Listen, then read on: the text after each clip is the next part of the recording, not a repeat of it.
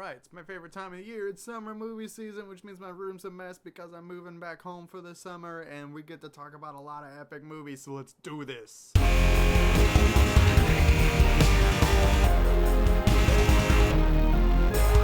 Let's get this thing. I'm not gonna review this thing. What's up, guys? Welcome to the Epic Movie Channel. My name is Phil Kovac, and today we're talking about the latest entry into the Marvel Cinematic Universe entitled Avengers: Age of Ultron. Now, you might be wondering, Phil, where have you been for the past few months? Or you might not be, because I don't think anybody's really terribly missed these videos. But I'm going to do one anyway, so deal with it. But I've kind of been working on an independent music project that's kind of taken over my life. You'll probably hear some more details about that in the coming weeks, months, hopefully not years. I'm really good at procrastinating, but I don't think I'm going to wait that long to do it. But yeah, I haven't really had a chance to see that many movies. I think I've seen, like, Kingsman and Furious 7, and then I saw Avengers 3 times, which should kind of tell you how I feel about it already. So yeah, let's get into the nitty gritty of this, and we're going to talk about some stuff that's going to be a relatively spoiler-free video. I might do spoilers later, I might do a whole different video for spoilers.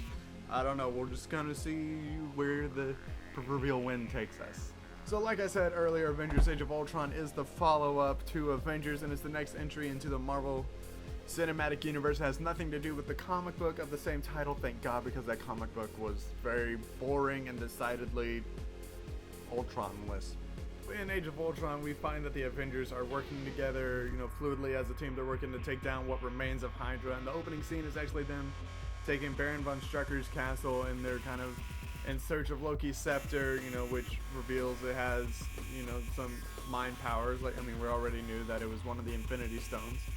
And then there they meet the twins, Quicksilver and Scarlet Witch, and Tony decides he wants to kind of experiment with it, and he inadvertently creates the murder death bot known as Ultron, who is voiced wonderfully by James Spader. And they kind of talk about in the movie, Ultron was created as a peacekeeping program, and it's kind of funny, he spends like 5 minutes on the internet and decides, nah, humanity's not worth it.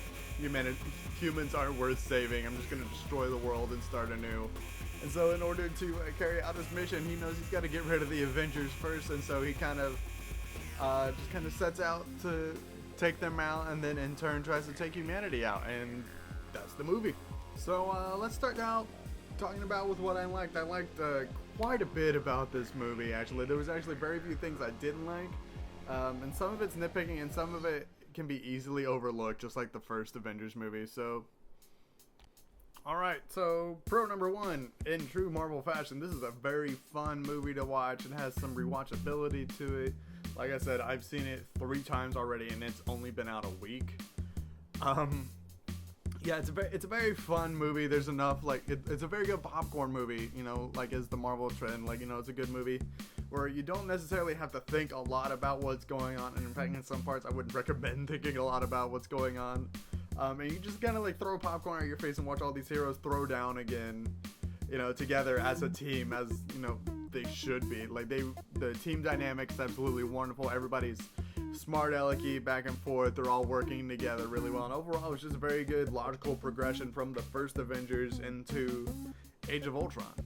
The new cast members were all really great. James Spader kills it as Ultron. I lovingly refer to him as Spadertron because it's clearly James Spader, doing Ultron. You can see in some of the facial expressions, you're like, that's totally James Spader, but it worked perfectly. They went an interesting direction with him. They went more rebellious teenager than, ruthless robot overlord, but it worked out fine. Aaron Taylor Johnson and Elizabeth Olsen, they were fine. I definitely just said Elizabeth Olsen. They were both fine. They have goofy accents, but overall their characters they're a little flat. But they could have used a little character development, but it's fine. And then I gotta talk about Paul Bettany's division. He killed it. He stole the show. He's a fan favorite for me. The returning cast members were all great, further pushing my belief that Marvel home grows these actors just so they can play these characters. Hawkeye was awesome in this movie. He actually has lines. He had some of the best lines in it. And overall, all the characters were really good. The casting was spot on, as it usually is in these Marvel movies. Moving on to the cons of this movie, which, again, there weren't a lot of. A lot of it might just be personal preference, but we're going to talk about it anyway, because what kind of review would it be if I didn't talk about the negatives?